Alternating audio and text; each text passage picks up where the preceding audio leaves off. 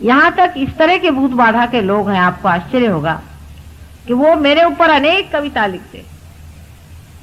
शुरू शुरू में जब सहयोग शुरू किया था तो बंबई में एक नौकरानी जो कि बर्तन मांजती, जिसे घाटिन कहते हैं, उसने आते ही बड़े जोर जोर से श्लोक गाने शुरू कर दिए और 15 श्लोक देवी महात्मा के मेरे सामने गाए और एकदम पुरुष के जैसे खड़े संस्कृत में इस तरह से सुनाया कि लोग दंग हो गए कि संस्कृत में इस कदर पांडित्य इस नौकरानी में कहां से आ गया। ये इतने बड़े बड़े देवी के श्लोक कैसे सुना रही, बड़े आश्चर्यचकित हो। उसकी वजह यह थी कि उसके अंदर एक पंडित आ गए थे और वो श्लोक सुना रहे थे। मैंने उन पंडित साहब से कहा, बंधन देके मैंने कहा आप जाइए यहाँ से, आप इस औरत में आकर क्यों इतनी परेशान कर रहे हैं मुझे यहाँ पर। उसने कहा माँ मैं कब आऊंगा, फिर मैं कब पैदा होऊंगा, फिर मैं तुम्हारे कब गुणगान गाऊंगा, इसीलिए मैं यहाँ चला आया। और वहां और भी बहुत से हमारे सहयोगी थे, उन्होंने बात की। मार्कंडेय से लेकर के उससे भी अनादिकाल से लोगों ने बताया कि भूत पिशाच आदि सब चिपक जाती है। जितने भी मेंटल डिजीज हैं, ईएसपी हैं, पहले से किसी की खबर आ जानी, ये सब कर्ण पिशाच आदि वगैरह बारों में अपने शास्त्रों में अनेक कुछ लिखा हुआ है। लेकिन हम तो हिंदी भी नहीं पढ़ते, फिर संस्कृत तो बहुत दूर की रह गई। वो तो भाषा इंग्लिश लोगों की हो गई। अब हम लोग तो इंग्लिश पढ़ते हैं। हमारे शास्त्रों में सब कुछ लिखा हुआ कि इस तरह की चीजें घटित होती हैं और उससे मनुष्य बहुत दुखी हो जाता है। कुछ कुछ लोग हैं अपने को बड़े बड़े लोहे के हुक्स में अटका लेते हैं और पेड़ों पे लटका के दिखाते हैं। ये खासकर आदिवासियों में तो बहुत ये प्रथाएं चलती है।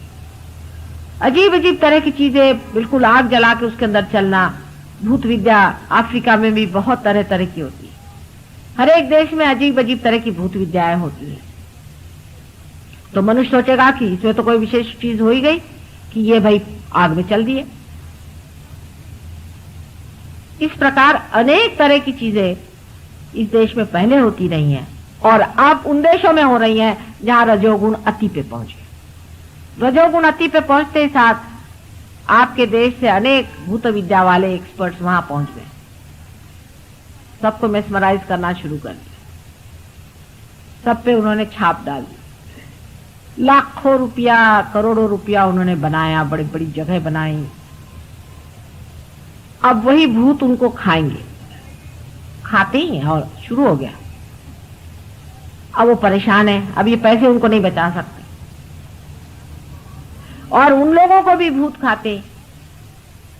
कल भी मैंने बताया था, मैं साफ तरह से आपसे बताना चाहती हूँ, मुझे किसी से डर नहीं।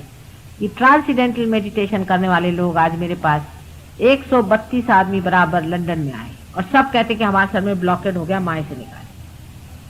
कल मैंने बताया था, आज फिर मैं बता रही कि मांगना चाहिए आत्मशक्ति को। आत्मशक्ति रजोगुणी नहीं होती है, आत्मशक्ति तमोगुणी नहीं होती, आत्मशक्ति सत्वगुणी भी नहीं होती है।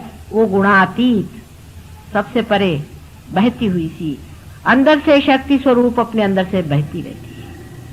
वो किसी भी गुणों के अंदर लिपटने वाली शक्ति नहीं है, वो निर्वाज्य है, किसी से लिपटती नहीं।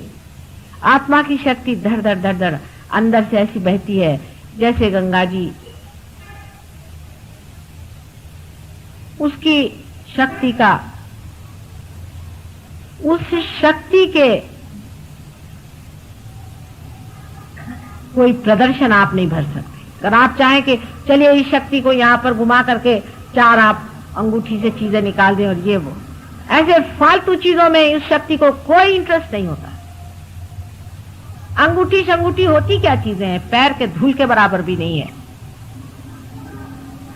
ये सब आपका टेंशन खराब करने की बात है। सिर्फ सत्व गुण में रहने से, मध्यम कार रहने से, मध्यम स्थिति में रहने से मनुष्य गुणातीत हो सकता है, क्योंकि इसकी जो गति है, ये मध्यम में जो लाइन है जिसे आप देख रहे हैं, जिसे सुषुम्ना नाड़ी कहते हैं, उसी से उसकी गति होती। और उसी से वो आदमी ऊपर उठता है। कुंडलिनी सुव्यवस्थित ऊपर उठती, उसका उठाने वाला चाहिए। कुंडलिनी बराबर अपने रास्ते से उठ करके ब्रह्मरंध्र को छेद देती है, उसका जानकार चाहिए। जिसको देखो वही कुंडलिनी लेकर के बैठ जाने से वो कुंडलिनी वाला नहीं होता। फिर एक आध मिनिस्टर उससे चिपक जाए तो और भी अच्छा। कोई मिनिस्टर हो जाने से कोई कुंडलिनी का बड़ा भारी वो लाट साहब नहीं हो सकता। कबीरदास कहां के मिनिस्टर थे? कितनी पढ़ाई की थी कबीरदास जी ने?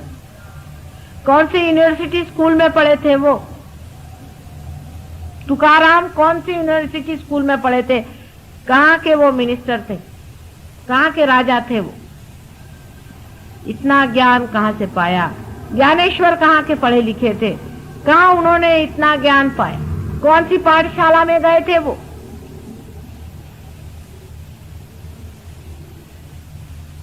परमात्मा के साम्राज्य में उतरने की बात है। जब मनुष्य परमात्मा के साम्राज्य में आ जाता है तो उसके कायदे कानून देखने लगता है तो हंसी आती है कि इस कायदे कानून को क्या करें।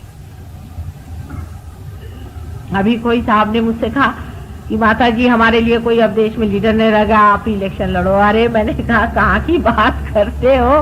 राजा के घर में रहने वाले लोग भिखारियों के घर में आके नहीं रहते। भिखारियों का पॉलिटिक्स है, किससे भीख मांगे, किसका रुपया बचाए, छी छी छी, ये सब चीजें हमारे बस की नहीं। हम तो बादशाह आदमी है, हमें कहां फंसा रहे? हमने कहा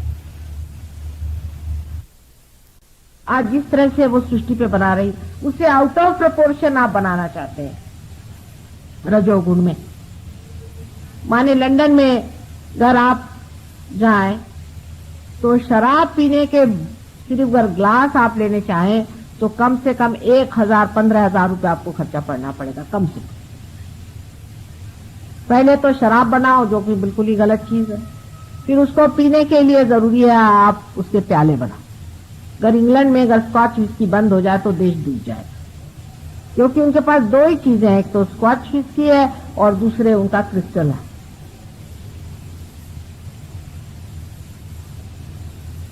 जब मनुष्य बढ़ने लगता है तो वो दूसरों की कमजोरियों पे ही चलता है।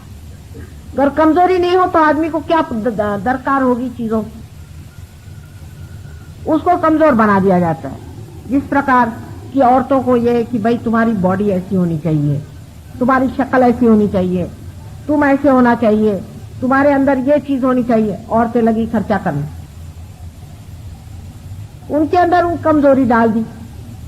रेस का घोड़ा जरूर खेलना चाहिए अगर आप लंदन में रहते हैं, नहीं तो आप वहां के सभ्य नहीं, एलीट नहीं है। आपको रेस का घोड़े का सब आना चाहिए।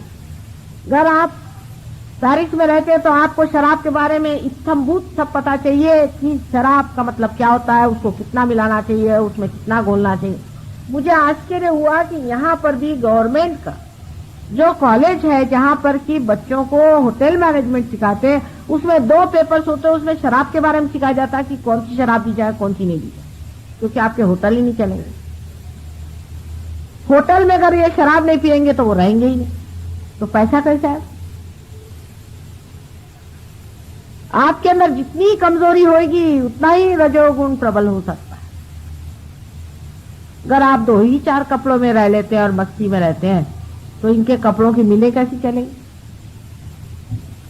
अगर आप सादगी से रहते हैं तो इन लोगों का व्यापार कैसे चलेगा? अमेरिका अगर जाइए आप तो 50 तरह के हैंडल्स होंगे, यहां तक कि खपरेल जो सर पे होती है वो हजारों तरह की होगी। किसी के बाथरूम में जाए तो पहले पूछ लीजिए कि कौन सा नॉब दबाएं, नहीं तो आप अंदर पहुंचे और देखा खट में। इतना तमाशा करने की क्या जरूरत है? इस कदर आराम पसंदगी, इतना ज्यादा कंफर्ट मनुष्य को क्या जरूरत है कि हर समय वो लोरता रहे? क्योंकि शराब के बाद लोरना जरूरी, लोरने के लिए कंफर्ट जरूरी है, और कंफर्ट जरूरी है उसके लिए हर तरह की चीज, ये कुशन बनना चाहिए, फलाना ठिकाना बनना चाहिए, उसमें वो चीज होना चाहिए। इतनी ज्यादा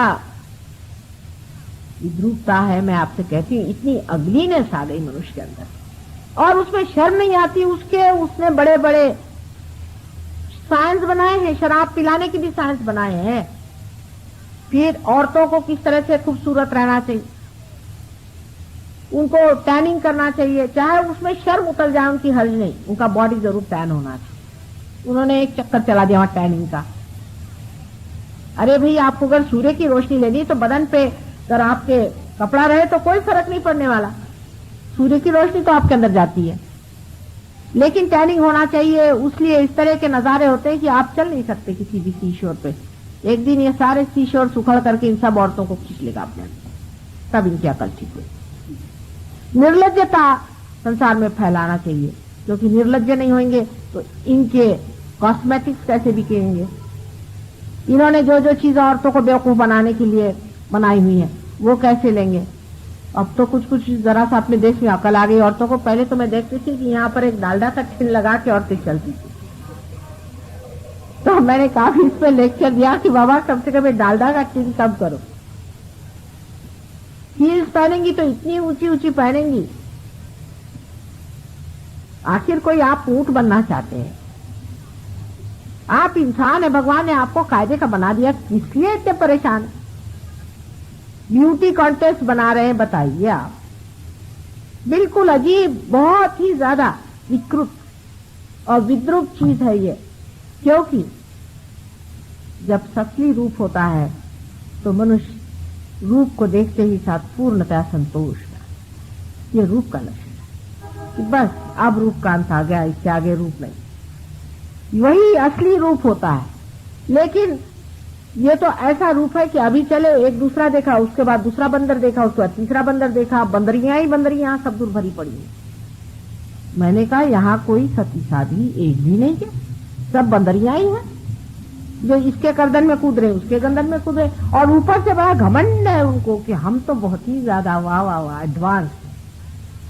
ऐसी गधापंथी अपने यहाँ की औरतें न करें तो बड़ी मेहरबानी हो जाए। अभी भी इस देश में बहुत देवियां हैं और बड़ी पूजनीय देवियां हैं, इसीलिए आदमियों के कितनी भी गलतियां होने पर भी ये देश रुका हुआ है। आदमी लोग तो सब साहब हो ही गए, उनको तो कोई कुछ कहे नहीं, वो तो अब कहना बहुत मुश्किल हो गया, सब साहब हो गए।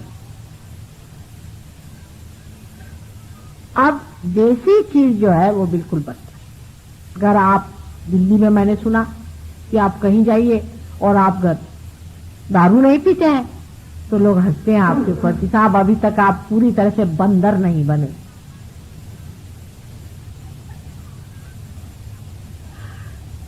और जब तक बंदरों की दुमें नहीं कटती तब तक और भी उनको खुशी नहीं होती कि जब तक आपने 2-4 लड़कियां इधर उधर से ला करके और नचाए नहीं तो आप काम से। आजकल यहाँ के बुढ़ों को शौक हो गया है कि हम उल्लू न बने। वो एक हमने नागपुर हमारा है देश जहाँ हम रहते थे, वहाँ के लोग कुछ क्रूर जरूर है, कभी कभी पते की कहते हैं, कहले बुलबुलों को हसरत हुई कि उल्लू न हुए।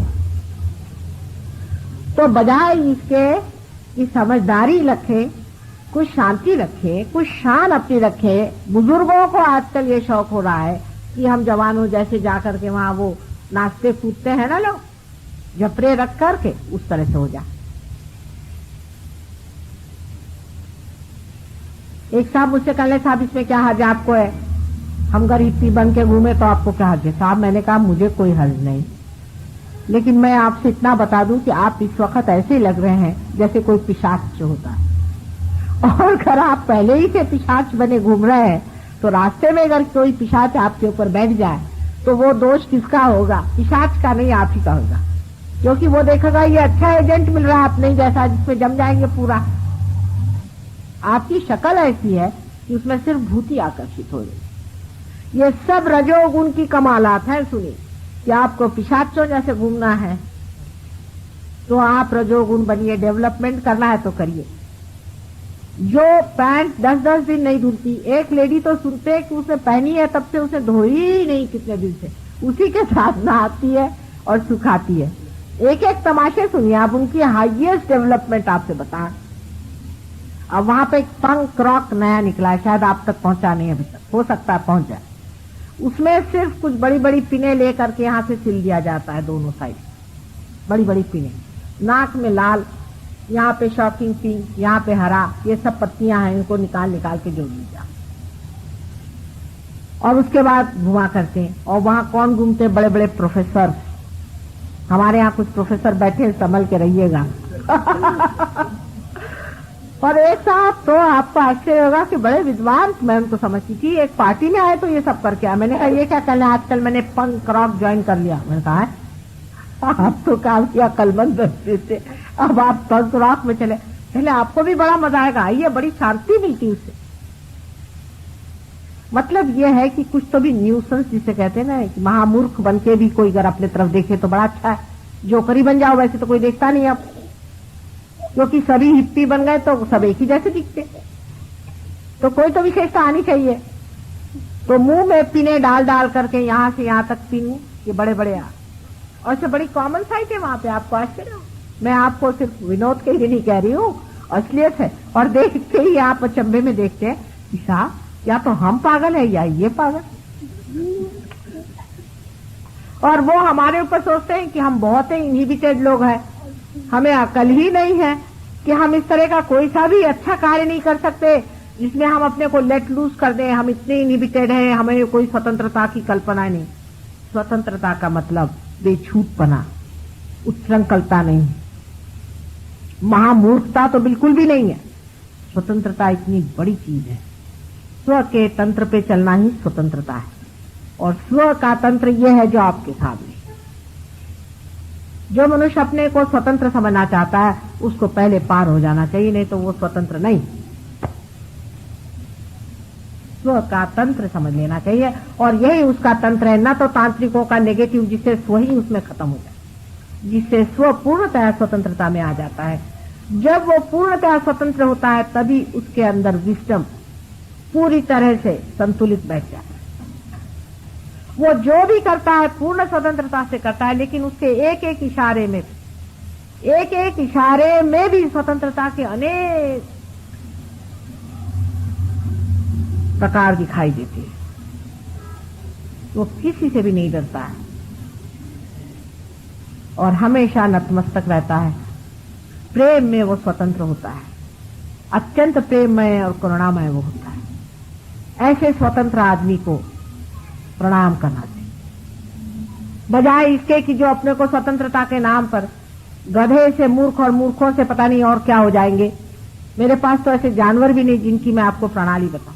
कोई मुझे ऐसे शब्द भी नहीं मिलते कि इन लोगों का वर्णन करो, क्योंकि कलयुग से पहले ऐसे कभी हुए नहीं थे। इसलिए नए शब्दों के कॉइनेज की जरूरत है, और जो शब्द बनाने वाले थे वही ये हो गए, तो अब कौन शब्द इनके बनाएगा, ये हालत आ गया। कुछ संस्कृत भाषा में ढूंढे से मिले तो मुझे बताइएगा, क्योंकि बड़ा ही मुश्किल है। जब संस्कृत भाषा प्रचलित थी तब ऐसे गधों के बारे में किसी ने सोचा भी नहीं था। पुराण में भी वर्णन है कि कलयुग आएगा, लेकिन इस तरह के महामूर्ख संसार में विचरण करेंगे ऐसा पुराण में भी नहीं बताया था। ये तो आप देखते ही बनता। और पढ़े लिखे और अति पढ़े हुए लोग ये काम कर रहे हैं, इसको आप क्या कहिएगा? ये रजोगुण का प्रादुर्भाव है। अब आपका देश डेवलप हो रहा है, होइए साहब, लेकिन ये देख लीजिए नमूना। आप जरूर डेवलप होइए, लेकिन ये नमूना देखते चल कि वो जिस गड्ढे में पड़े हैं उधर आप जाके न कूदी। एक तो रजोगुण में सबसे बड़ा जो दोष है कि ये अहंकार से चलता है, मतलब ईगो ओरिएंटेड है रजोगुण। जब ईगो ओरिएंटेशन शुरू हो गया तो अहंकार ऐसी चीज है कि उसमें आदमी जो भी करता है उसमें अपनी बेवकूफी वो देख ही नहीं, या कुछ भी करता है वो बिल्कुल सही, क्योंकि उसमें अहंकार तृप्त होता है। अपने यहाँ रामायण में बड़ा सुंदर वर्णन है कि जिस वक्त नारद मुनि स्वयं ही एक चक्कर में पड़ गए थे,